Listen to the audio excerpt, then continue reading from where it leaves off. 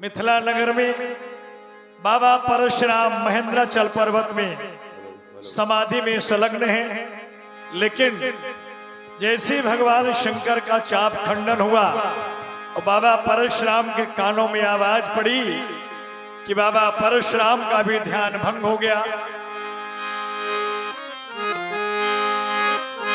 महेंद्राचल पर्वत पर साधि समाधि जो परशुराम की खुली समाधि, ये कैसा संजोग, ये कैसा संजोग।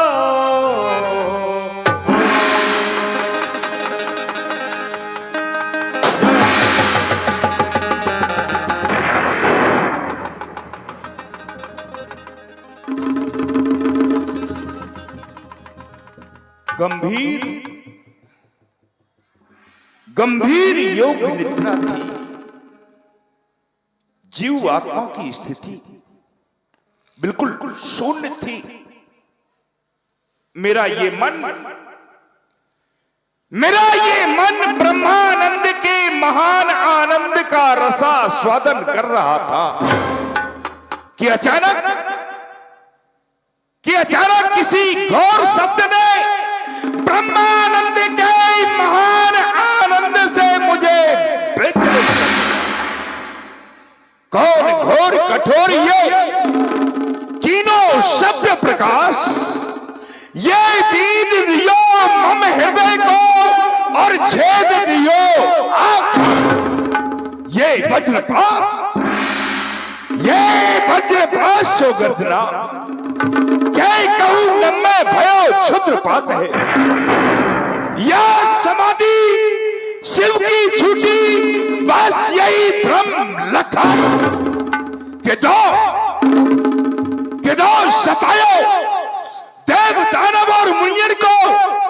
अरे के दो उत्तर में तड़को पहाड़ है, के दो बहु छत्रिन की भुजा जूझी समर में, के दो कई खंजर को होत झनकार है।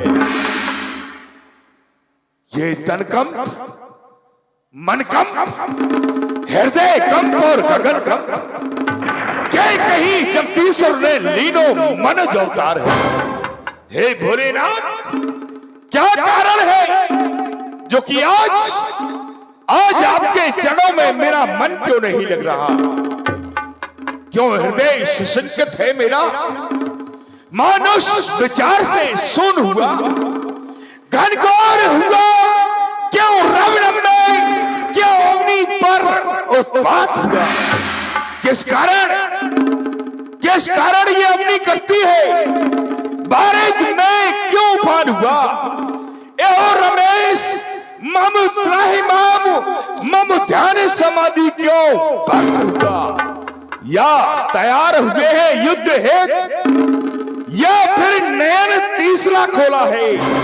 हे नाथ, कृपा कर बतला दो, ये आज हृदय क्यों? शक्ति दो भोलेनाथ, शक्ति दो, मुझे पुनः समाधिस्थ होकर के ध्यान करना चाहिए।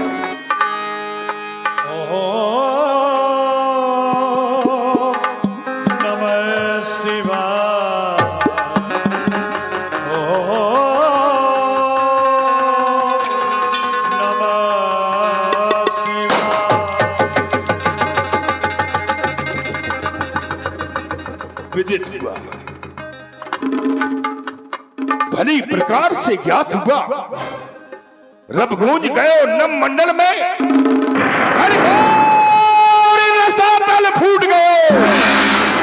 मानो शेष के शीश में धक्का लगे, मानो बेस्स से ईश्वर रूप बन के सब सिंह दहाड़ उठे। मानो जब दिल को सुख छूट गए। अब जान परी मिथिलापुर में शिव चाप तलातल ढूंढ, लेकिन नहीं छोड़ूंगा, नहीं छोड़ूंगा, हरगिज़ नहीं छोड़ूंगा। तोड़ो हुए जाकाऊ वीर ने जाते ही जाते धरण पे मिलाए हो। मर्द मर्द मर्दन को छर्द छर्द का दारू आज मिथिला कोलन के समुद्र में बहाए हो। जो को तोड़ो है बड़ा सुर बरबाने तो जाके पाताल में मृत्यु दर्शाए हो। जो को तोड़ो है रावण बरबाने तो जाके त्रिकुटाचल समुद्र में बहाए। भगवान शंकर का धनुष टूटा नवकर में तो आज रेणुका कुमार ने कुठार उठा लिया नेच कर में। बम सुनात मुझे जनकपुर की ओर चल करके देखना चाहिए। बड़े ही क्रोधावेश में बाबा परशुराम चल दिए जनकपुरी के लिए। इधर कुछ उदंड राजा लोग महाराजा जनक से संग्राम करने को तत्पर हुए। लेहु छड़ाए सिया कहे को हर बाधा हो न पे बालक दो, हर बाधा हो न पे बालक दो। राजा क्या देख रहे हो? यदि छोटे से बालक राम ने धनुष को तोड़ दिया तो क्या ये सीता को ले जाएगा? नहीं, पकड़ो बांधो इन लड़कों को, मत दया करो सुकुमारों पर। अब तक तो फैसला धनुष पर था, फैसला है तलवारों पर। कट जाओ, मर जाओ, तौहीन न आए सालों पर। खून की नदियां बह जाए, ले चलो सिया को प्राणों पर। अगर आज इनकी रक्षा के लिए महाराज विजयराज भी आ जाए तो उन्हें भी बंदी बना लिया जाए। क्या देख रहे हो? ए ओ मदान राजा, अब भी सन्मुख आते हो? धिक्कार है इस मर्दाने पर। अरे क्षत्रिय वंश की लज्जा है तुम में? तो डूबो चुल्लू बालन पानी में। जब धनुष टूट गया तो आ गए हो। चुल्लू भर पानी में उल्लू डूबा करते हैं। कल समय उनका था, अब समय हमारा है। भाग करके जाएंगे तो भेज डालूंगा तीर से। आगे को कदम बढ़ाएंगे तो छांट दूंगा शमशीर से। कायर बोतल का। अभी तुम्हें लक्ष्मण जी के क्रोध से वाकिफ नहीं हो, जिनके क्रोध से ये पृथ्वी कंपायमान हो जाती है। तो तुम तो राजा एक पतंगा की तरह हो, जलकर राख हो जाओगे। अरे जानता नहीं मेरी बहादुरी को? मैं हूँ बड़ा वीर मजबूता। तो खाता गली गली में है, गलत नहीं फूटा। अरे ओ राजा, यहाँ बड़ी बड़ी बातें मारने से है कुछ काम बनने वाला नहीं है। देखा जाएगा। चलो। हर हर महादेव, ओम विश्वनाथ। शिव धनुभंग राम कराओ। पितु समेत कहीं कहीं निज नामा, लगे करण सब दंड प्रणाम। परशुराम भगवान के चरणों में महाराज विजयराज का सेवक प्रणाम स्वीकार करता। कल्याण हो तुम्हारा, प्रसन्न रहो। आओ भाई, ये परशुराम भगवान आए हैं, लड्डू दे रहे हैं, पेड़ा भी दे रहे, ले लो। लड्डू दे रहे? अरे वाह। अरे होर दंग सिंह मम बाप, हमारे बाप का नाम हुरदंग सिंह। जहाँ शांति का वातावरण होता है वहां हम अशांति पैदा कर देती है। अरे हुरदंग सिंह मम बाप और पेटल सिंह मम नाम। भरी सभा में आए के मुनि जी को दंड प्रणाम। गुरु जी लड्डू दे दो, गुरु जी पेड़ा दे दो। ये उद्दंड राजा कहां से आ गया? कर्महीन तेजहीन सा नजर आ रहा है। तेज तो रात के कुत्ता चाट गए। कहां के रहने वाले हो? हम कामरू कामाख्या, जिस देश में गंगा। क्या नाम है तुम्हारा? हमारा नाम पेटल सिंह। तुम्हारे बाप का क्या नाम है? हुरदंग बहादुर। माँ का नाम करेला देवी रानी। नशा पत्ती करते? मौका देख के ठोक लेता हूँ। अच्छा। हंसने की क्या बात है? वृथा ही गाल बजाते तुम। फोकट में थोड़ी बजाता हूँ। वृथा ही गाल बजाते तुम, धरती का भार कहते तुम।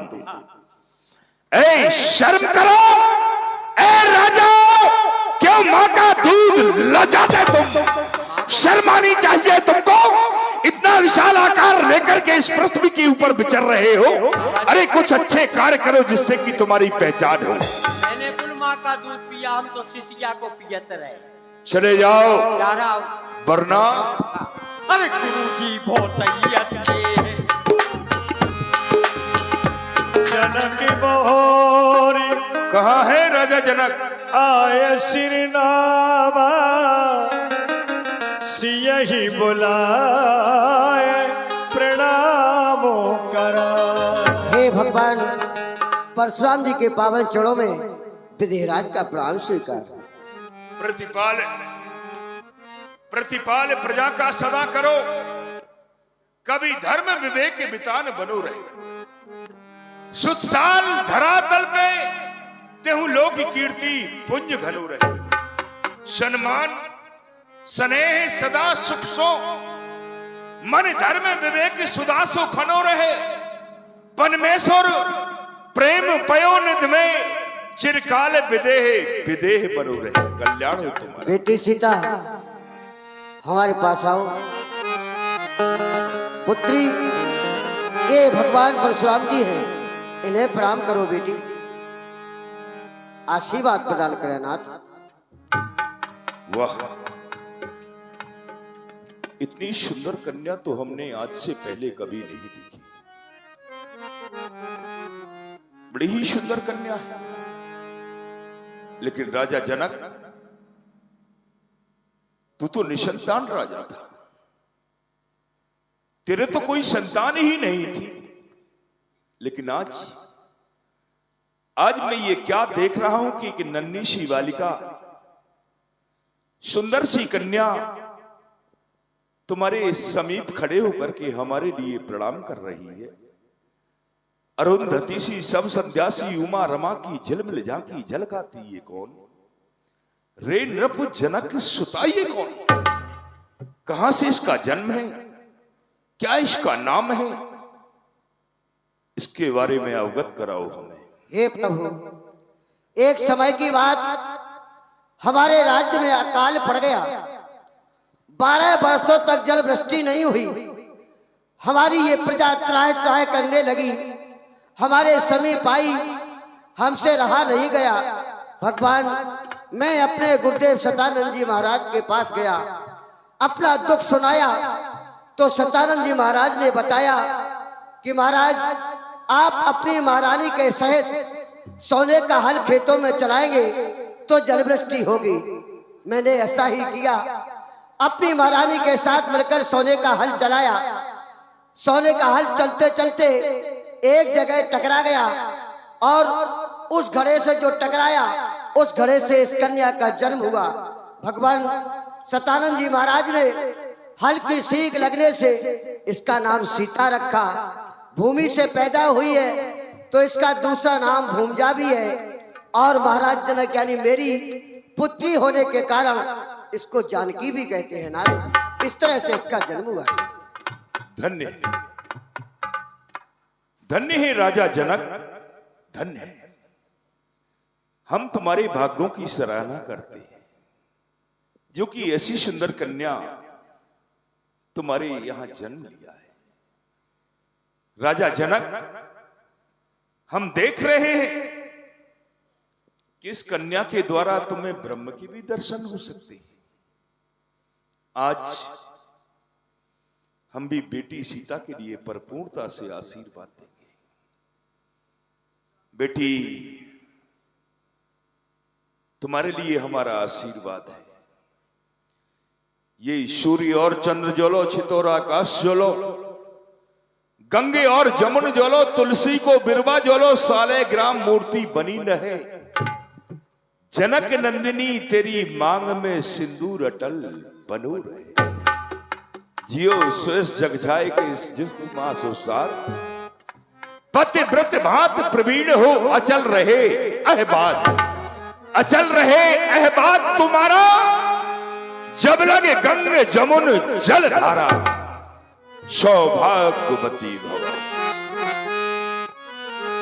विश्वामित्र मिले पुनियाई, विश्वामित्र मिले पुनियाई, पद सरोज मेले दो भाई, पद सरोज मेले दो भाई।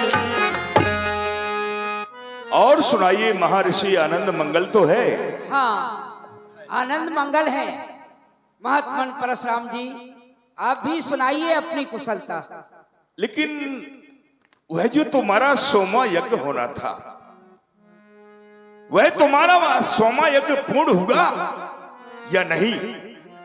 और यदि नहीं हुआ है तो चिंता करने की कोई आवश्यकता नहीं है। हम अपने फरसे को लेकर के जिस दिन तुम्हारे साथ चलेंगे, तुम्हारे यज्ञ को तो हम पूर्ण करा ही देंगे। परशुराम भगवान, मेरा जो 100वां अधूरा यज्ञ पड़ा हुआ था, वो यज्ञ संपूर्ण हुआ और इन राजकुमारों ने वह यज्ञ मेरा संपूर्ण कराया है।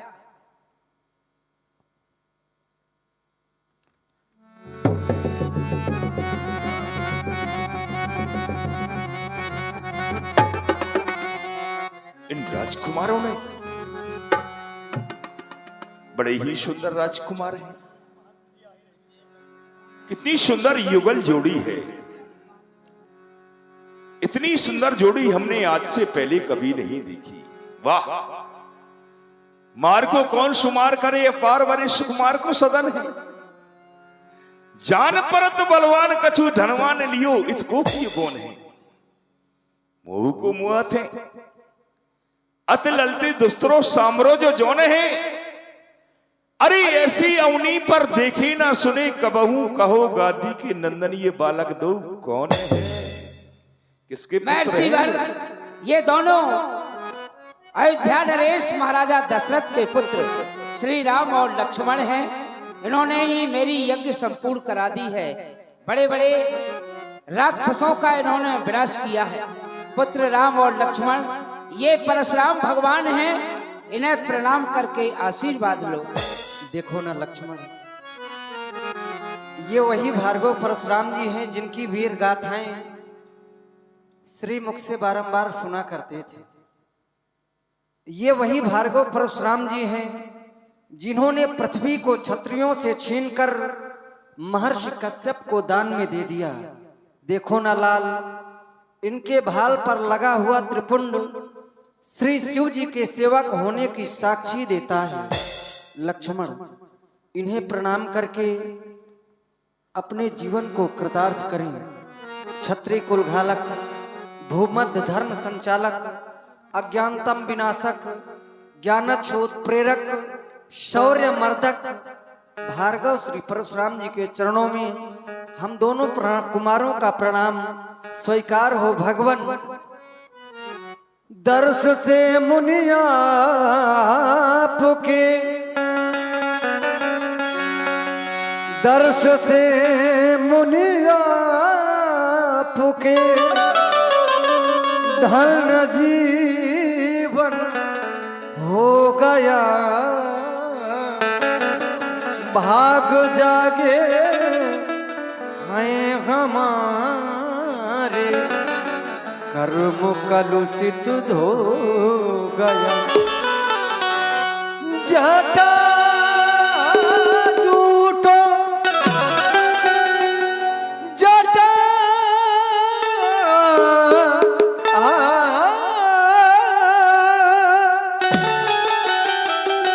जटा झूठों से सुशोभित, क्या चमकता भाल है। हाँ, क्या चमकता भालू है लालू अवध नृपालु के करते भी नम्र प्रणाम, करते भी नम्र प्रणाम। हम दोनों कुमारों का प्रणाम स्वीकार हो भगवान, स्वीकार हो।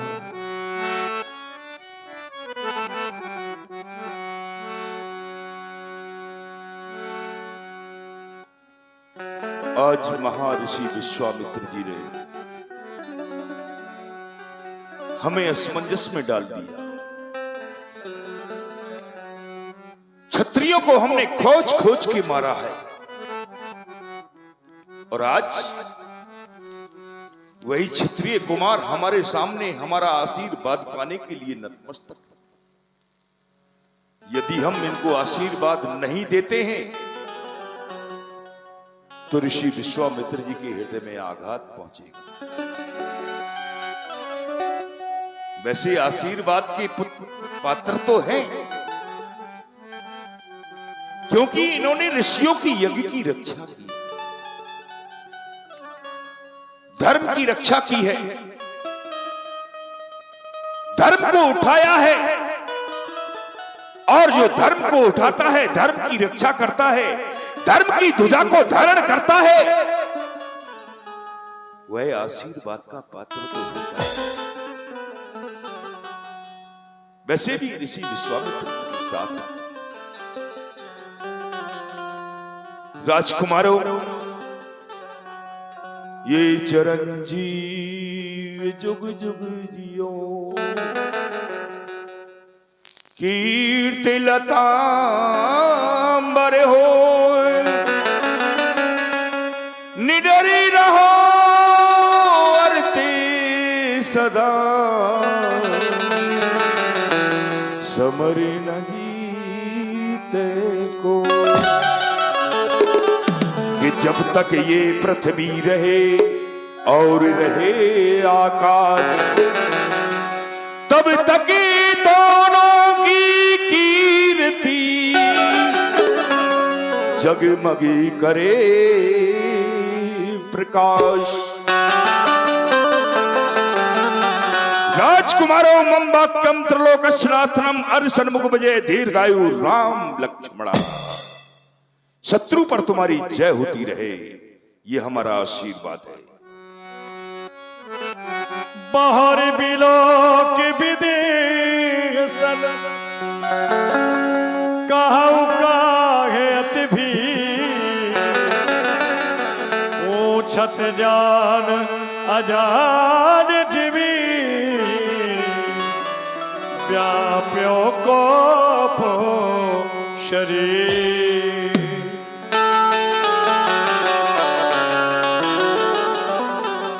हम इस सभा के मध्य में आए थे तो ये सभा बिल्कुल शांत हो गई थी, लेकिन हमारे आने के उपरांत ये सब राजा लोग आपस में बातें क्यों करने लग गए?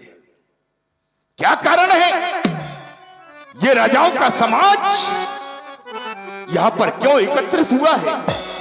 राजा जनक, कहो क्या कारण है? ये भारी भीड़ भाड़ क्यों है? अरे अभी शोर सा कैसा था, वीरों में छेड़छाड़ क्यों है? ये राजाओं का समाज यहां पर क्यों एकत्रित हुआ है? ऐसा कौन सा कार्य किया है तुमने? समाचार कही जनक सुनाए, और जिहि कारण महीप सबवा। हे भगवान, मैंने एक प्रतिज्ञा की थी, और वो प्रतिज्ञा क्यों की थी नाथ? एक समय की बात, मैं संत सम्मेलन के लिए जाने लगा। जाते समय मैंने महारानी सुनैना से कहा, शिव जी के धनुष की पूजा महारानी आज तुम कर देना, मैं कर नहीं पाऊंगा। हमारी पुत्री सीता भी खड़ी हम दोनों की बातों को सुन रही थी। मैं संत सम्मेलन के लिए चला गया। इधर महारानी सुनैना किसी कार्य में व्यस्त हो गई, अजगब की पूजा करना ही भूल गई। पुत्री सीता ने सोचा क्यों ना आज मैं ही अजगब की पूजा कर देती हूँ। तो भगवान हमारी पुत्री सीता ने एक हाथ से धनुष उठाकर और नीचे उसका चौका लगा दिया। जब मैंने ये देखा तो मैं आश्चर्य में पड़ गया। बस भगवान मैं प्रतिज्ञा कर बैठा कि अगर मेरी पुत्री सीता इस अजगब को उठा सकती है तो इस पृथ्वी पर ऐसा भी कोई वीर होगा जो इसका खंडन कर सके। मैं प्रतिज्ञा कर बैठा कि जो भी वीर शिवजी के धनुष का खंडन करेगा उसी के साथ मैं अपनी पुत्री सीता का विवाह करूंगा। सो हे नाथ, इसी कारण से ये निपात आए हैं। मेरा प्रण पूर्ण हुआ और धनुष का खंडन भी हो गया। क्या धनुष का खंडन हो गया? नहीं नहीं, कहाँ है धनुष?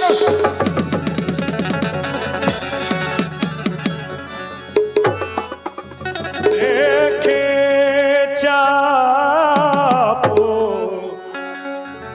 खंड मही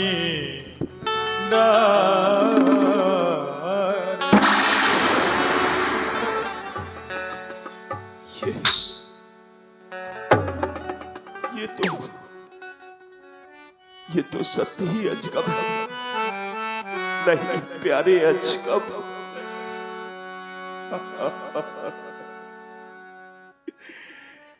भगवान शंकर के प्रिय धनुष नहीं, माता पार्वती तुझे अपने आंचल से साफ किया करती थी।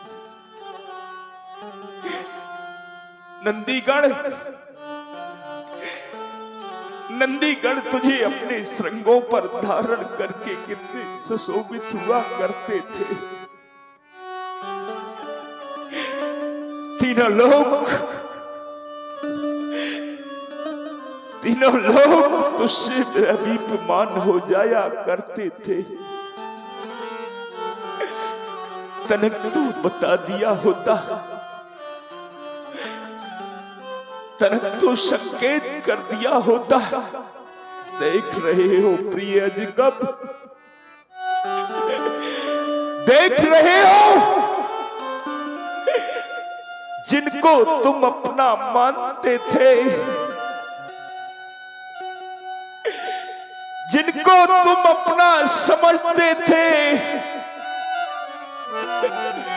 आज वही तुमको दो खंडों में विभाजित देख करके कितने हर्षित हो रहे हैं अजगब, कितने हर्षित हो रहे हैं। नहीं,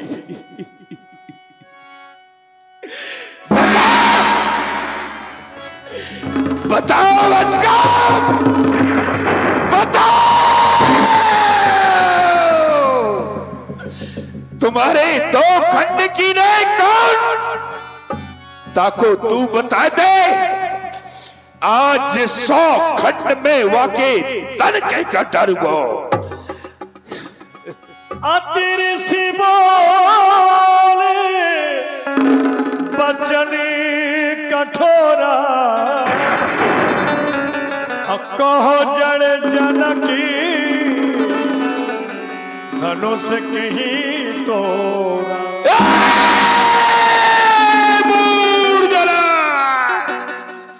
जल्दी बतला, धनुष को किसने तोड़ा है? किसने इस भरे स्वयंवर में सीता से नाता जोड़ा है? जल्दी उसकी सूरत दिखला, वरना चौपट के डालूंगा। जितना तेरा राज इस पृथ्वी में सब उलटे पुलटे कर डालूंगा। किसने तोड़ा है धनुष को?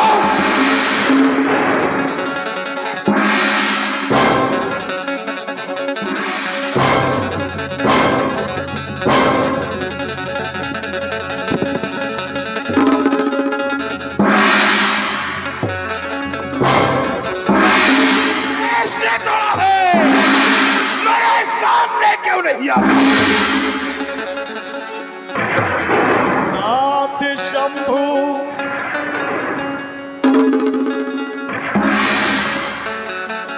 नाथ शंभु। हमने तो इसीलिए नहीं तोड़ा था।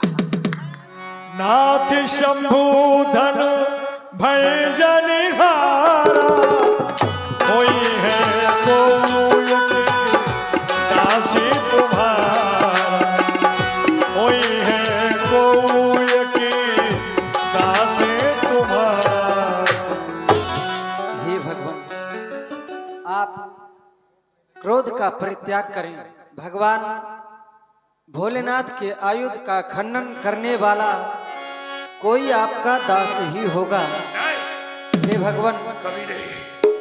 शिव धनुष तोड़ने वाला भी कोई शिव प्यारा ही होगा, जिसने ऐसा अपराध किया वह दास आपका ही होगा। जो कृपा पात्र है, जो कृपा पात्र है, गुरुओं का, वह कब किससे डर सकता है। जिस पर है कृपा ब्राह्मणों की, ये कार्य वही कर सकता नहीं। आया चुका है, कहिए किन मोही, बार बार बिनवो मुनि तो ही कहे। भगवान मेरे लिए क्या क्या है आप? सुना हो राम जही शिव धनो तोरा, सहस बाहु सनो सोरी पुमो। राजकुमार, भगवान शंकर के धनुष को तोड़ने वाला मेरा दास परशुराम का सेवक असंभव कभी नहीं हो सकता है। सुना राम जय शिव धन तोड़ा, जिसने भगवान शिव जी के धनुष को तोड़ा है वो सहस्त्रबाहु अर्जुन के समान मेरा दुश्मन है, दुश्मन। सो बिन गाय बिहाय समाजा, नत मारे जय है सब राजा। जिसने शिव जी के धनुष को तोड़ा है और यदि पर यहां है विलग हो जाए, इस सभा से दूर हो जाए, नहीं तो आज एक राजा के बदले में ये सभी राजा मारे जाएंगे। सुनो, राम सेवक तो वह कहलाता है जिसका सेवा ही जीवन है। जो मेरी कैसा काम करे वो इस फरसे का भोजन है। हे राम बना है अगुआ तू इस क्षत्रिय कुल की दाढ़ी में, इसलिए मसल वो याद आई दिन का है चोर की दाढ़ी। सुनि मुनि बचन लखन मुस्काने, बोले परसी रहिया प्रमाने।